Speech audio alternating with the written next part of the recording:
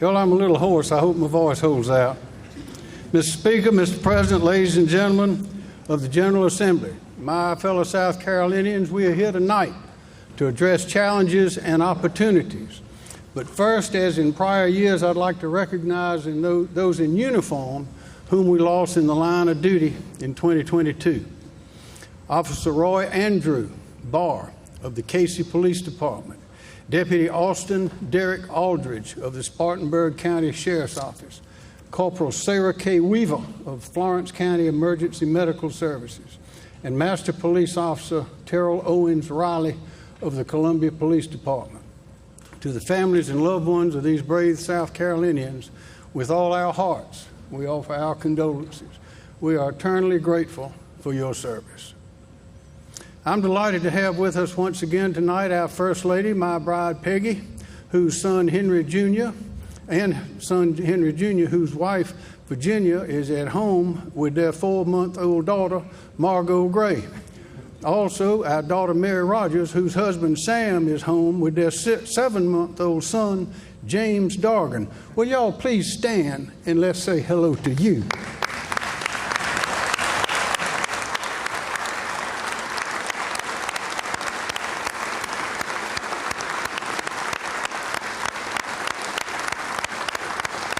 Thank you.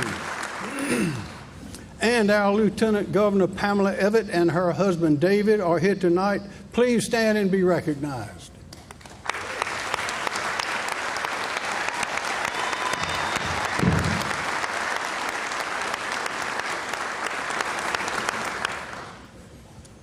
Our state constitutional officers are here with us too tonight, including our new Superintendent of Education, Ellen Weaver. Will you please all stand and be recognized?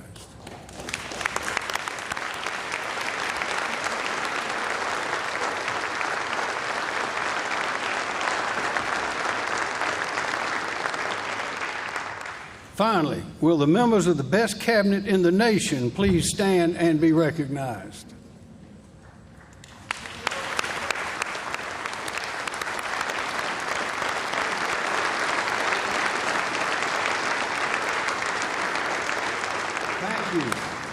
The people of the great state of South Carolina have given me the honor and privilege of serving as your governor for another 4 years. My family and I thank you. My pledge to all is that we will not squander this opportunity. We will continue to act boldly, think big, and continue building on our successes. South Carolina is richly blessed with a hardworking and talented people. Our quality of life and cultural heritage, abundant natural resources, and prosperous economy make us unique and attractive to all. In fact, South Carolina is the 3rd fastest growing state in the nation, according to the U.S. Census Bureau. People want to be here. Our booming economy has once again created a record budget surplus, this year totaling over $3.5 billion in unexpected revenue. State government is in superior fiscal shape. Today we have the largest rainy day reserve fund balance and lowest amount of debt than at any other time in recent memory. So it should come as no surprise that 2022 was the most successful year for economic growth in our state's history, with the record for the largest capital investment project broken twice in the same year. In 2022, we announced 120 projects which will create over 14,000 new jobs with $10.27 billion, $10.27 billion in new capital investment. That's almost 2.5 times as much as 2021 and more than ever before. As another sign of our economic strength, last year we almost quadrupled our foreign direct investment from the previous year. Excuse me. Every day, employers are creating new jobs, entrepreneurs are opening new businesses, and companies are deciding to locate in South Carolina. The Palmetto State has one of the nation's fastest growing container ports, 2 innovative inland ports, 33 airports, 2,300 miles of rail lines, and more than 41,000 miles of state-maintained highways. The Port of Charleston has the deepest harbor, 52 feet on the East Coast, and its volume will grow exponentially this year. There are 208 million people, 2/3 of the U.S. population, within 2 days' drive of South Carolina. Our thriving tourism industry continues to break records. Compared to pre-pandemic levels in 2019, in the 2022 fiscal year, accommodations tax collections were up almost 50%. Our state park system revenues were up 46%, and admissions tax collections were up 28%. Not only did we drive our way through a debilitating pandemic with our decisions based on common sense and the Constitution, but we thrived. Tonight, we will recognize several of the businesses which announced new investments in South Carolina during the record-breaking year of 2022. As you will notice, the automotive industry continues moving towards electric vehicles, and South Carolina is moving along with it. Last year, I issued an executive order prioritizing the recruitment of these manufacturers to ensure that our state will continue to be seen as an ideal place for manufacturers and their suppliers to do business. South Carolina will continue to adapt as industry innovates and grows. In Berkeley County, Redwood Materials will invest $3.5 billion, the largest announcement in the history of South Carolina, and create 1,500 jobs for a new battery materials recycling facility. In the upstate, BMW will invest $1.7 billion, the second largest investment in state history, $1 billion of which will prepare Plant Spartanburg to produce electric vehicles, and $700 million to build a new high-voltage battery assembly facility in Woodruff, which will create 300 more jobs. Excuse me. Envision AESC will invest $810 million in Florence to build a new state-of-the-art battery cell gigafactory and employ over 1,000 residents to supply technology-leading battery cells to power the next generation of electric vehicles.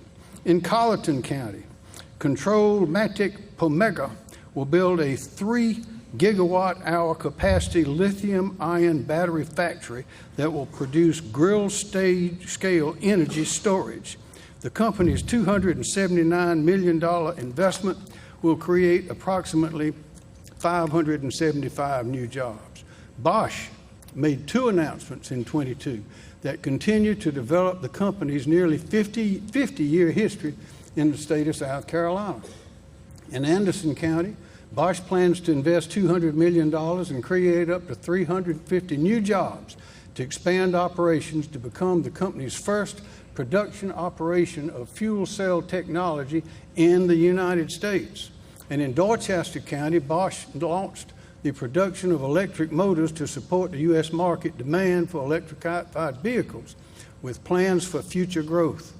Bosch plans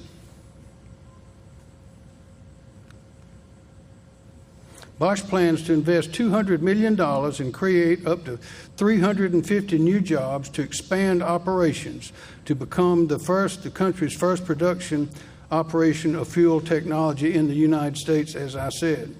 Bosch plans to invest $260 million and create 350 jobs in North Charleston, with a combined investment of $625 million and 50 new jobs. Nucor Steel is expanding Berkeley County to include a new galvanizing line to meet the increased demand for steel and air separation unit to modernize the mill. A.E. Sween, a leading supplier in the ready-to-eat sandwich industry, will invest $38 million and create 300 new jobs in Greenwood County. In Greenville County, Health Supply of the U.S. is investing $150 million in creating 600 new jobs for a new manufacturing facility that will produce American-made personnel protective equipment. Keon North America will invest $400 million and create 450 jobs to reshore the manufacturing of core components for industrial lift trucks from China to Somerville. When I call your names, will the leaders from these companies here with us tonight please stand and be recognized? And ladies and gentlemen, if we please hold our applause until they're all standing. Excuse me. Mr. Jason Thompson, the Chief Financial Officer of Redwood Materials. Ms. Sherry McCraw, the Vice President of Human Resources of BMW.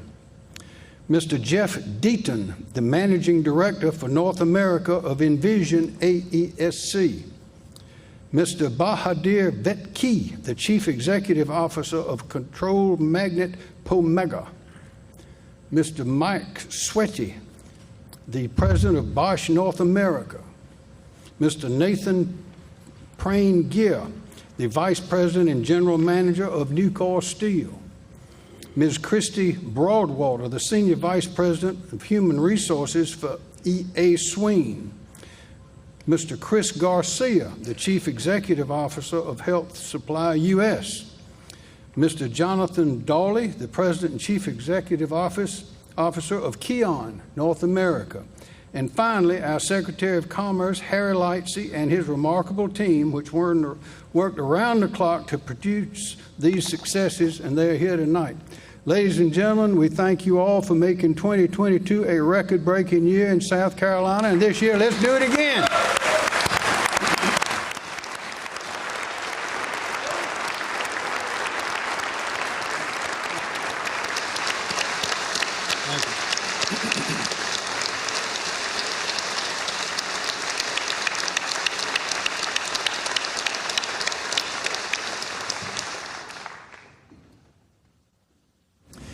Thank you. Last year presented numerous challenges for the people of South Carolina, including those resulting from the misguided and unconstitutional policies of the Biden administration, such as dramatic inflation and sharp interest rate hikes. Left unchecked, runaway federal spending has created the specter of a recession on our horizon. Yet, I am confident about the future of our state because I have faith in the people and in those they elected to represent them in this General Assembly. And I'm excited to renew our successful partnership, one based on working together through collaboration, communication, and cooperation. Today, we are presented with an opportunity to take bold, transformative actions that will build prosperity for generations to come. The foundations of our successes rest on three pillars: economic strength, education, and our natural environment. This past November, South Carolinians overwhelmingly approved a constitutional amendment increasing the minimum required balance in the Rainy Day Reserve Fund.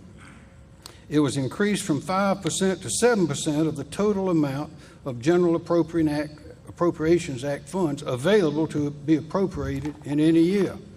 I now ask the General Assembly to set aside an additional $500 million to voluntarily increase the Rainy Day Reserve Fund minimum balance from 7% to 10%.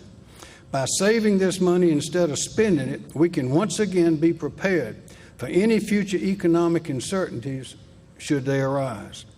Until recently, South Carolina had the highest personal income tax rate in the Southeast and the 12th highest in the nation. Last year, we worked together to pass the largest income tax cut in state history. I thank you for that. This made South Carolina even more competitive with other states for new jobs and capital investment. A tax cut has the impact of a pay raise, letting people keep and spend more of their hard-earned money, which itself is a catalyst for even more economic growth and prosperity. In February, the State Board of Economic Advisors is scheduled to issue an updated revenue forecast. Should an increase in future revenues allow, I ask the General Assembly to use additional funds to speed up the income tax cut schedule so taxpayers can keep even more of their hard-earned money. In addition, I recommend setting aside a significant amount of funds to reinvest in our state's record-breaking economic growth development efforts rather than borrowing it through the issuance of bonds, which increases our state's debt. A one-time appropriation of $500 million will allow the Department of Commerce to satisfy all outstanding obligations and incentives without borrowing money. The House recently approved this appropriation, and it is my hope that the Senate will follow suit. An additional one-time appropriation of $200 million will allow the department to identify and secure properties for future mega-site development. Rural South Carolina is beautiful. Rural South Carolina has everything it needs for beauty, peace, and tranquility. But what it needs for good public and economic health is water and sewer. The right water and sewer systems in a county can transform a tax base. That means jobs, good schools, strong families, and a safe and vibrant community. In 2022, the State Rural Infrastructure Authority received $800 million in American Rescue Plan Act funds, ARPA. Their purpose: replace, repair, and consolidate our state's aging and outdated rural water, sewer, and stormwater infrastructure through competitive grants. The demand exceeded the supply, and RIA received grant applications in 2022 for almost $2 billion, greatly excess. This year, I am recommending that a minimum of $380 million in remaining ARPA funds be used to continue making these transformative water and sewer grants in our rural communities. There is no infrastructure more in need of big, bold, and continued investment than our state's roads, bridges, highways, and interstates. Our successes are outrunning our infrastructure.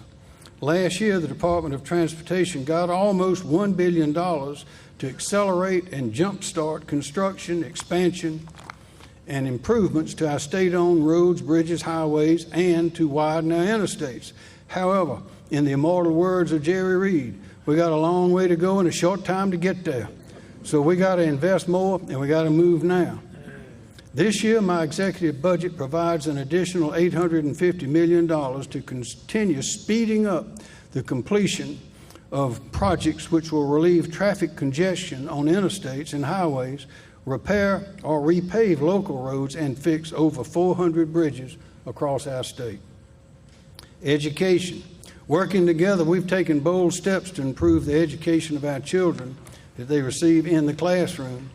Until last year, South Carolina's system for funding K-12 education was archaic and confusing, a piecemeal system consisting of 29 line item appropriations. Now a consolidated formula makes sure that the funding follows the child. It keeps pace with student enrollments and provides financial resources to support a state average student-teacher ratio of 11.2 students per teacher, with an average teacher salary, including fringe benefits, of $72,991. My executive budget also increases state aid to classrooms by $254 million. To increase the percentage of children who enter our public schools ready to learn, we unleashed the free market and expanded full-day 4-year-old kindergarten to all at-risk children in the state. Parents may now choose the public, private, or for-profit child care provider that best suits the child's educational needs. Today, we are serving 16,103 at-risk children in that program, which is an all-time high. Last year, we were at 18 children eligible to participate in the state-funded full-day 4K kindergarten at St. Martin de Porres School located here in Columbia. St. Martin is a private school participating in the full-day 4K program. This year, parents of 9 of those children from the previous year wanted to enroll their children in 5-year-old kindergarten at the school, but they could not afford to pay the tuition. Thanks to the generosity of the Catholic Church, they were able to continue their education at St. Martin at no cost to the families. Jonathan McMillan is one of those children. He participated in the full 4-day program last year and is now enrolled in the 5-year kindergarten at St. Martin. According to his mother and teachers, Jonathan has been saved from future struggle and challenge by staying at St. Martin. Quote, he had challenges upon his arrival. He had different social skills that required the intentionality of our educational team. Jonathan is not shy. He is brilliant and a determined leader, end of quote. His teacher, Ms. Hare, says that her goal is to help him find his light so he can brightly shine to the world around him. Jonathan is here tonight accompanied by his mother, Miss Jenna Boo, along with the principal of St. Martin, Ms. Dolores Gilliard. Ms. Gilliard has served as principal for 5 years. She completed a 40-year career at public schools in Richland One School District, spending 22 years as a principal before coming to St. Martin. Jonathan and ladies, will you please stand and be recognized?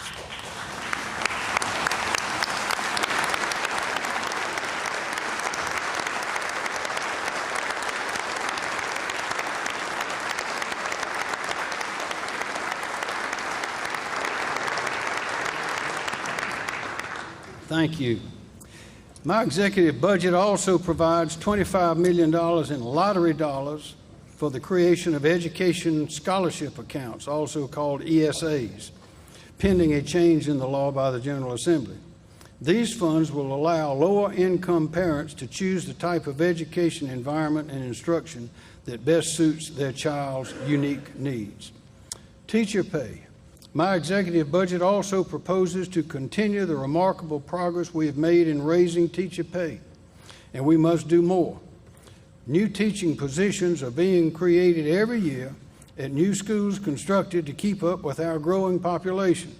6 years ago, the minimum starting salary of our teachers was $30,113, and the average teacher salary was below the Southeastern average. Today, the minimum starting salary of our teachers is $40,000, and the average teacher salary now exceeds the Southeastern average.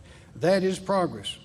My executive budget proposes increasing teacher salaries by $2,500 at every step in the state salary schedule, making the new minimum starting teacher salary $42,500.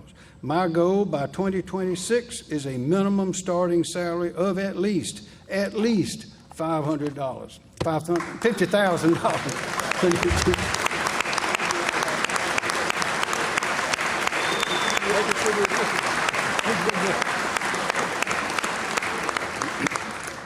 In addition, my executive budget provides every eligible public school teacher for the upcoming school year with a one-time $2,500 retention supplement, half in December, the other half in May. Miss McKenna Blankenship is a first-year teacher at Bay Road Elementary School in Darlington County School District.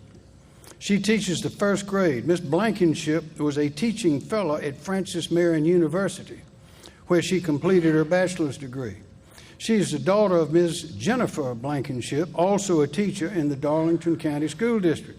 She teaches English and the teacher cadet program at the Mays High School for Math, Science, and Technology. The teacher cadet program is a high school course which encourages academically talented high school students to consider teaching as a career. McKenna always wanted to be a teacher. As she said, quote, "My mom was a lot of inspiration for my journey. I enjoy seeing students make connections with their life and what they are learning in school, but also the aha moment when they truly understand a concept. My first year is going awesome, and I could not have been more blessed with the community I chose. These students are bright and always begin the day with a surprise. I learn more as a teacher and a person every day. This career and opportunity with the students fulfills my life in more than one way." End of quote. McKenna and her mama are here with us tonight. Ladies, will you please stand and be recognized?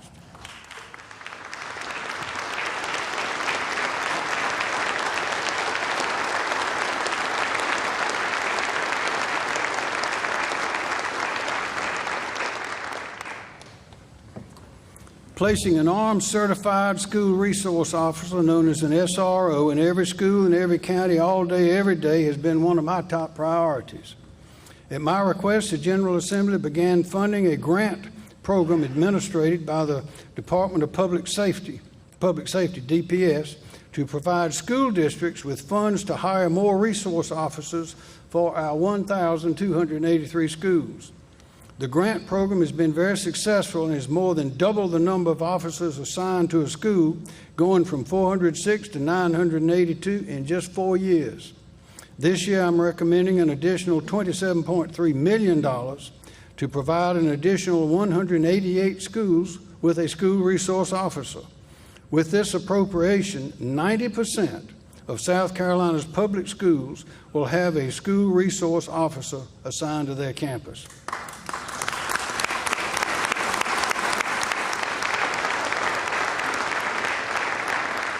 In July of 2021, Michael Tucker was named Program Manager for the SRR program at the Department of Public Safety.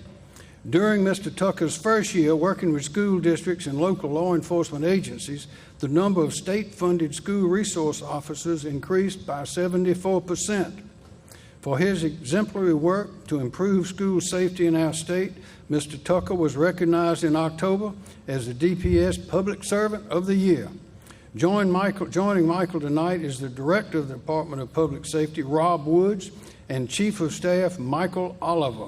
Gentlemen, please stand and be recognized.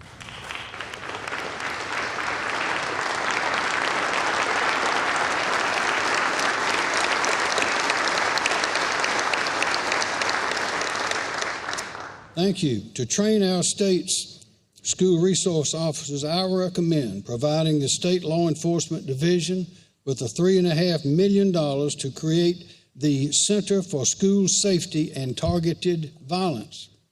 Located at the old Gilbert Elementary School, this partnership with the Lexington School District 1 will provide a state-of-the-art training center in a real-life setting for law enforcement officers and school personnel.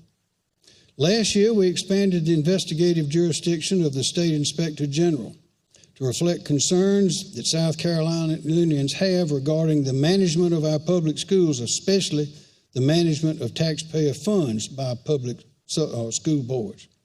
It was a good first step towards restoring the public's confidence in the action of school boards. We should expand this transparency. To this end, the public should also know who's getting paid to influence decisions made by county, municipal, or school board officials. These lobbyists should be required to register with the State Ethics Commission, just like those who are paid to lobby the legislature. What's good for the State House is good for the schoolhouse. Members of the General Assembly, send me this legislation and I will sign it into law.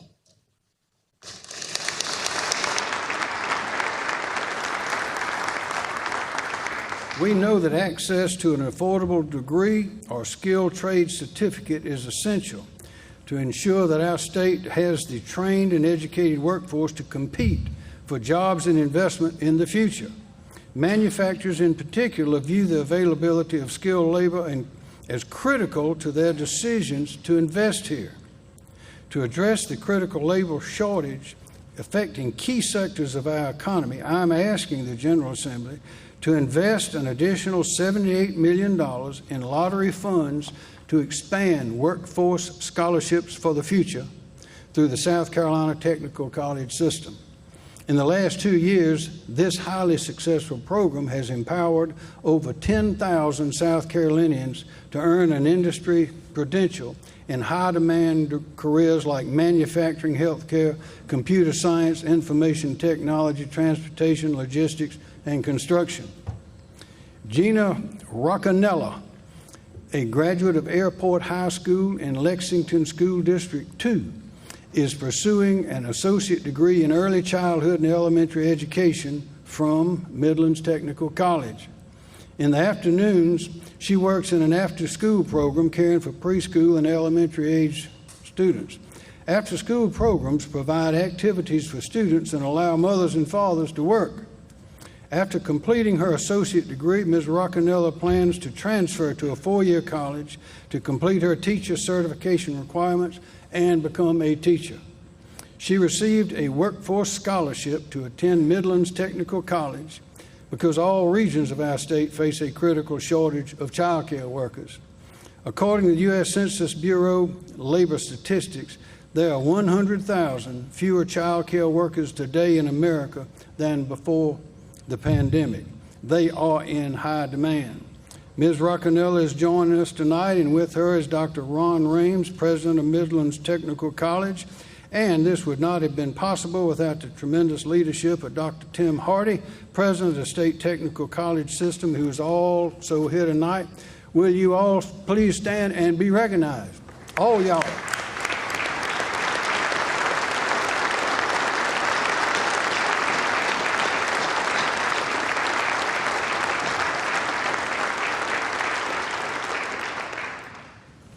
My executive budget marks the fourth consecutive year that I've asked the General Assembly to freeze college tuition for in-state students, with an appropriation to our institutions of higher education of $43 million. This represents the 5.2% increase in higher education price index for 2022 and is based on the number of in-state students enrolled at each public institution. Thank you. Thank you, Mr. Taylor. We're also providing a record amount of financial aid and scholarship for students in need. I propose providing $80 million so that every South Carolinian who qualifies for federal need-based financial aid as measured by the federal Pell Grants receives sufficient state financial assistance to attend any in-state public college, university, or technical college.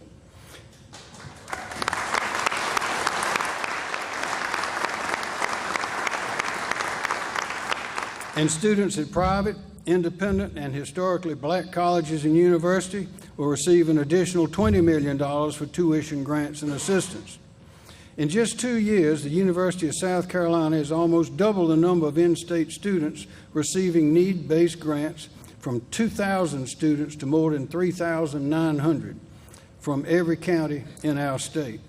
With us tonight is Jasmine Laura Guerrero, a junior at the University of South Carolina, majoring in political science. Upon graduating, she plans to pursue a PhD in political science. For the past 3 years, she has received a need-based grant. Ms. Guerrero is a first-generation college student. She is an Opportunity Scholar, a Ronald E. McNair Scholar, and a Magellan Scholar. She is part of the Gamecock Guarantee Program, which provides financial and academic support to first-generation college students, and she will graduate having no student loan debt. Before entering USC, Ms. Guerrero attended the Academy for the Arts, Science, and Technology, a public magnet high school in Myrtle Beach. Jasmine, please stand and be recognized.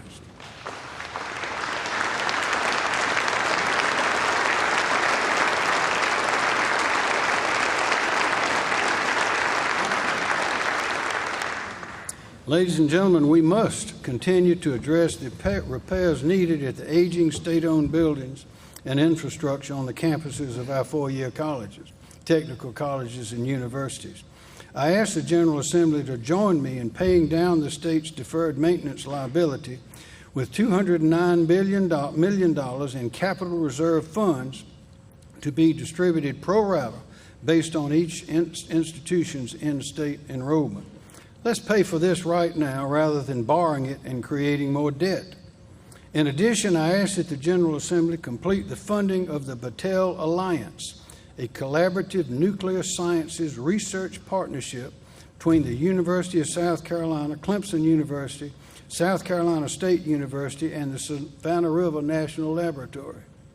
With an appropriation of $100 million in addition to the $20 million appropriated last year, this alliance will develop workforce training programs designed to develop a pipeline of new talent to fill engineering, science, research, and management positions for private industry and nuclear facilities, including those operated by the Department of Energy. The impact on our research campuses will be far-reaching and dramatic. Healthcare. It's clear that the mental health crisis exists in South Carolina following the COVID-19 pandemic, especially among our young people. Many are still struggling with the effects of disruptions, virtual instruction, isolation, and constant changes to normal routines. South Carolinians in crisis must have access to professional mental health counseling and services. To meet the growing demand for these services, I'm recommending an allocation of nearly $45 million to the Department of Mental Health. These funds will support the agency's ability to recruit and retain mental health professionals, provide inpatient services, increase access to crisis services such as suicide prevention hotlines, including one specifically for veterans, and community-based treatment services. Last year, I directed Health and Human Services Director Robbie Kerr to initiate an immediate review of our state's behavioral health funding and delivery system. It became clear from Director Kerr's efforts that the time has come to modernize and restructure South Carolina's siloed healthcare delivery agencies and the Department of Mental Health, the Department of Health and Human Services, and the Department of Health and Environmental Control, among others. My executive budget includes a $5 million appropriation to the Department of Administration for the purpose of procuring the professional expertise necessary to analyze and provide the General Assembly by June 30, 2024 with a comprehensive plan to restructure these agencies, consolidating and privatizing wherever possible. Our booming economy sometimes puts our state agencies at a disadvantage with the private sector in recruiting and retaining good employees. My executive budget provides $78 million for recruitment and retention salary increases for state employees, $2 million for one-time $2,500 sign-on bonus for first-time state government hires, and $2 million to the Department of Administration so they can assist smaller state agencies with marketing and advertising efforts to fill those hard-to-hire positions. I'm also recommending that there be no increase in the employee-paid premiums for state health plan participants, and that we add, at no cost to state employees, an annual OB/GYN exam for all females, similar to the existing no-cost adult wellness visit, which was added 2 years ago.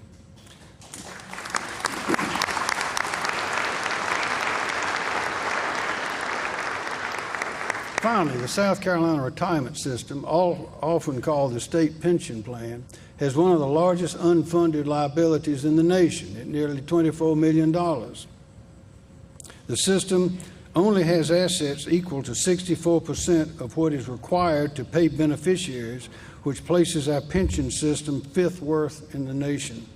Once again, I ask that the state pension plan be closed to new beneficiaries as of December 31, 2023, and that new employees be prospectively enrolled in the state optional retirement program, which is a defined contribution 401k plan. Another year of inaction is another year in which the unfunded liability will be in the pension plan will increase. What this means is we cannot kick this can down the road any further. Public safety. Keep South Carolinians safe, we must maintain a robust law enforcement presence and properly fund the police. Our state law enforcement agencies continue to lose valuable and experienced people because they're unable to remain competitive with pay and benefits of other agencies and private sector. Thanks to the compensation review conducted by Marcia Adams, Director of the Department of Administration, our state law enforcement and criminal justice agencies have begun to stem the tide of personnel loss with a $40 million in recruitment and retention pay raises provided in last year's General Appropriations Act. I am proposing that we continue to build on this momentum by providing an additional $21.5 million for recruitment and retention pay raises this year, with the understanding that we will continue doing it. I'm also proposing a $2,000 state income tax credit for every active duty law enforcement officer, firefighter, first responder, and emergency medical technician. This non-refundable tax credit will provide a total of $38.4 million in income tax relief for those who put their lives on the line each day to protect and serve our people.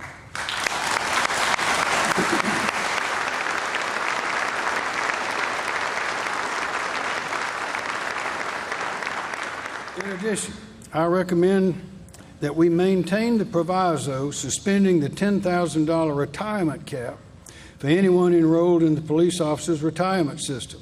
This will allow retired officers to return to work and fill existing vacancies, and it will make our state safer. How about the revolving door?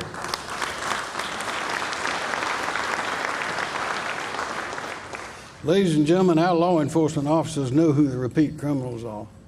They know who they are. The repeat criminals commit over 80% of the crimes, and they know who they are. 16th Circuit Solicitor Kevin Brackett shared a shocking example of how bad this problem is, and I present it to you now.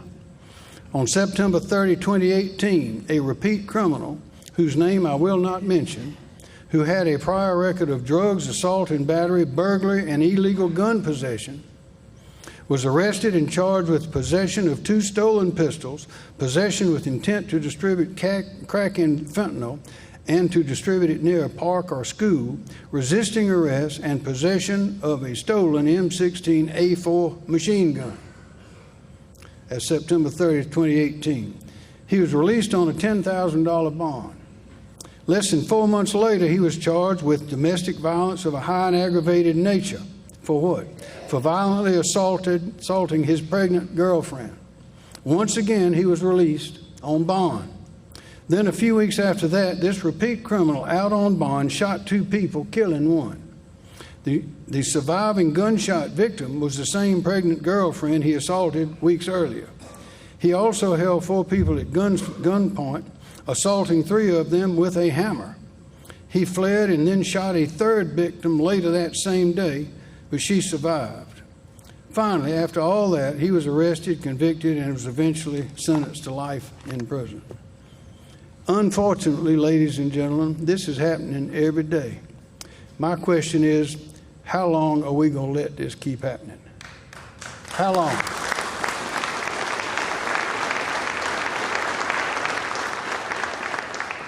What do we tell the families? What do we tell them? Law enforcement needs our help. They need stronger laws to keep illegal guns out of the hands of criminals and juveniles. They need new laws to close the revolving door and keep career criminals behind bars and not out on bond. That means we need no bond for repeat criminals. Those who commit a crime while out on bond should receive an automatic, mandatory 5-year felony sentence with no early release or parole on top of the sentence for their previous crimes. Currently, there are no graduated criminal penalties for illegal gun possession in state law. That means the penalty is the same no matter how many times the criminal gets caught. This provides no deterrent. Graduated felony penalties with no bond will help keep repeat criminals behind bars and not out on bail where they can commit more crimes.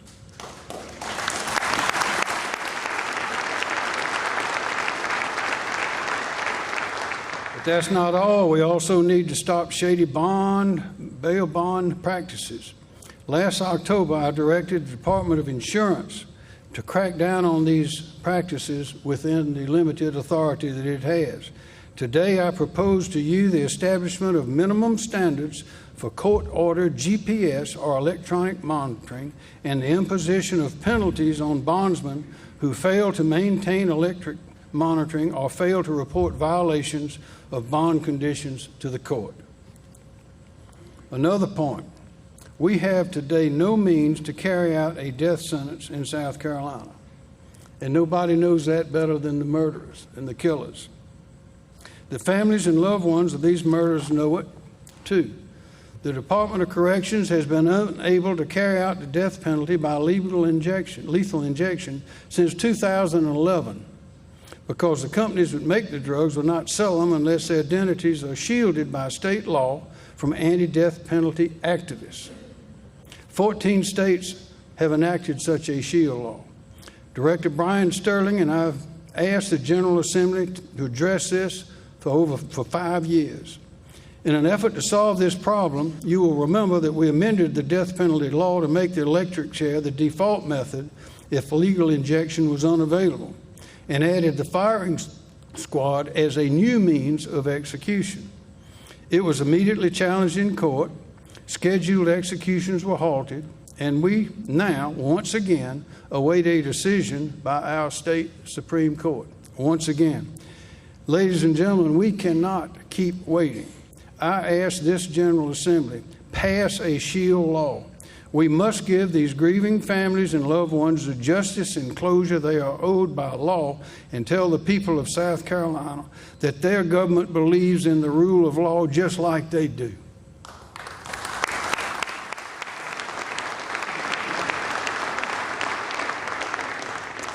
We must also re-examine those issues, practices, and laws that make our state less competitive and make it difficult for families, businesses, and entrepreneurs to invest, grow, and thrive. One issue in need of re-examination is in the area of civil litigation known as joint and several liability.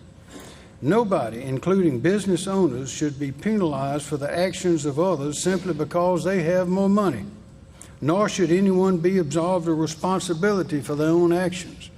I am confident that we can find a common sense formula which will provide accountability and just compensation without damaging our economy, and we must do it. In addition, I suggest that it's time for the members of the General Assembly who are attorneys to stop suing the bodies in which they serve, stop suing state agencies in plaintiff actions, and stop suing elected officials. This is absurd. It diminishes the public confidence not only in loyal legislators, but in the rest of state government as well.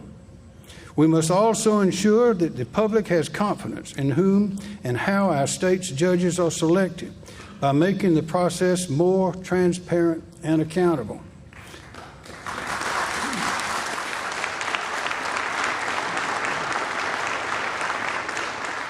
South Carolina is one of two states in which the General Assembly selects the members of the judiciary.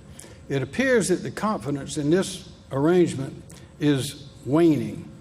Too often, the people's business is unattended. Justice delayed is justice denied. I suggest that our founding fathers prescribed a method for judicial selection that has served our federal government well and with which the public is quite familiar. Gubernatorial appointment of all judges with the advice and consent of the Senate requires no reinvention of the wheel, will inspire the confidence of our people, and will encourage more excellent attorneys to seek public service. We should do that.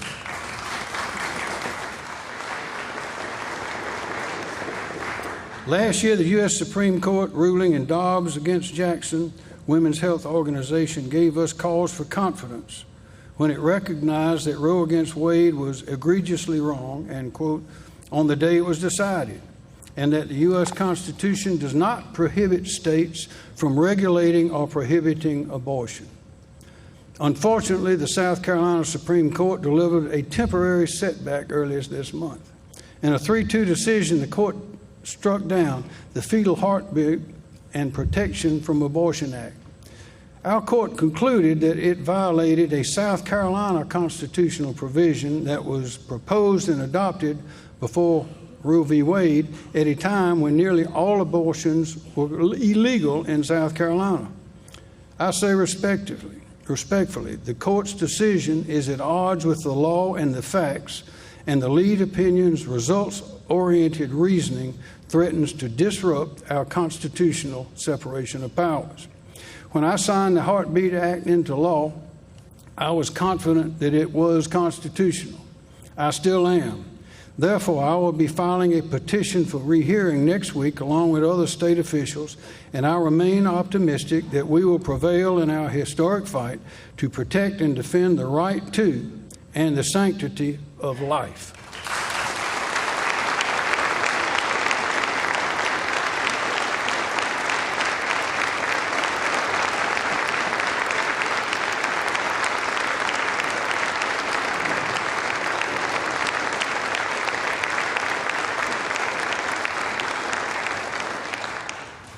Finally, our shared cultural and natural heritage, abundant natural resources, and prosperous economy make us the envy of others and attractive to all over this country and the world.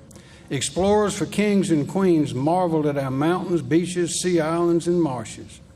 They reported back to their sovereigns that the land was lush, fertile, and brimming with abundance. And I have no doubt if they were here now, they would have the same reaction and say the same thing.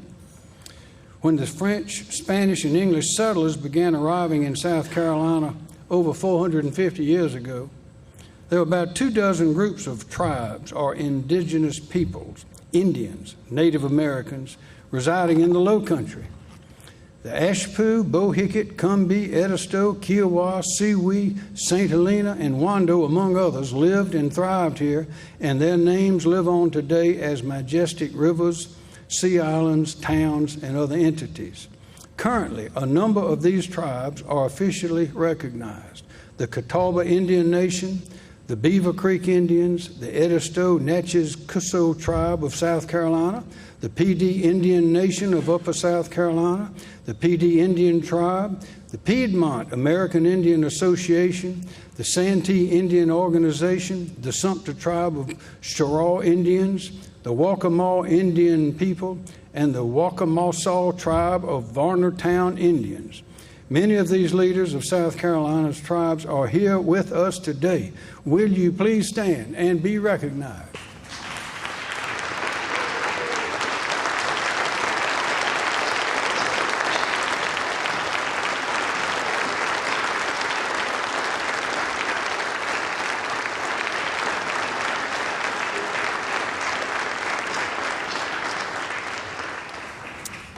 By the time the English established the permanent settlement at Charlestown on the banks of the Ashley River in 1670, a global network for trading and selling West Africans into slavery was well established by European nations, sending enslaved people to Brazil, the West Indies, and the American colonies. Between 1700 and 1775, 40% of the enslaved West Africans entering the colonies did so through Gadsden's Wharf in Charleston, which today is the location of the new International African American Museum.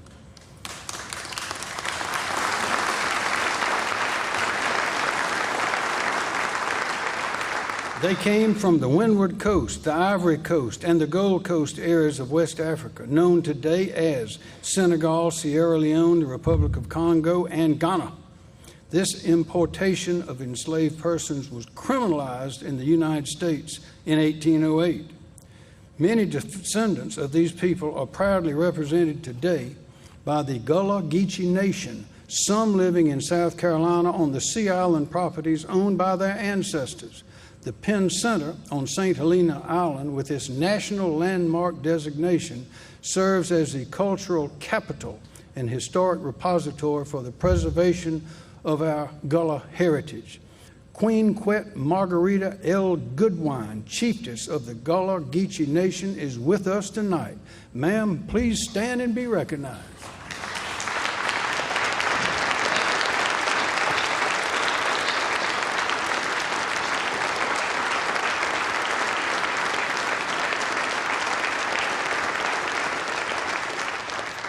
It is believed that the first European Jewish settlers arrived in Charleston around 1700 from all over Europe to take advantage of the civil and religious liberty afforded in the colony of South Carolina.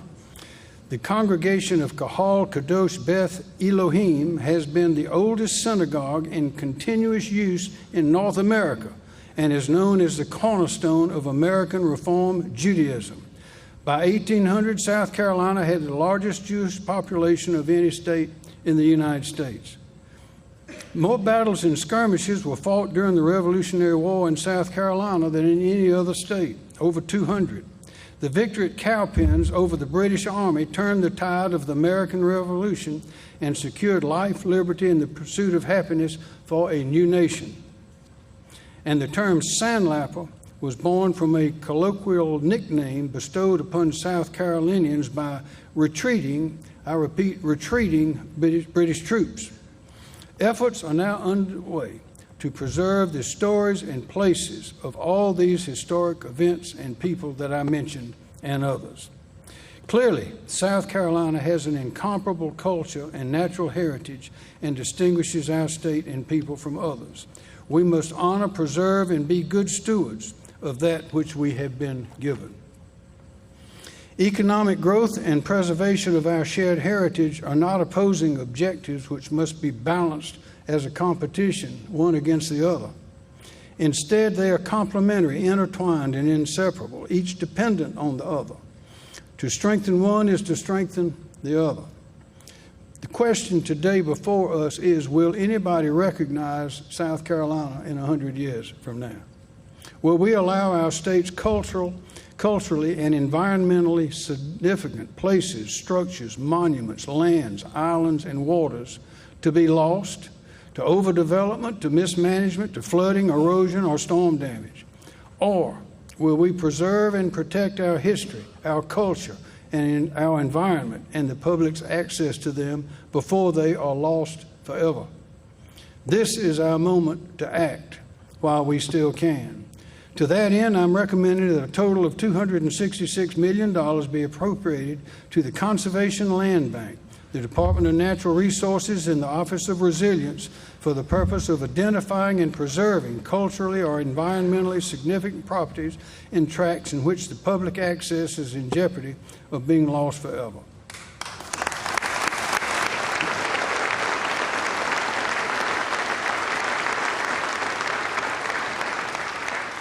In closing, to the members of the General Assembly, I say let us continue our successful partnership, one that is based on communication, collaboration, cooperation, and trust. Let us embrace civility and comity through our thoughts, our actions, and our words, and urge our people, especially the young people, to be proud of their wonderful state. And let us set our state on a course that will provide these opportunities for prosperity, success, and happiness for generations of South Carolinians to come, our sons, our daughters, and theirs as well. Ladies and gentlemen, the best is yet to come in South Carolina. May God continue to bless America and continue to bless the great state of South Carolina.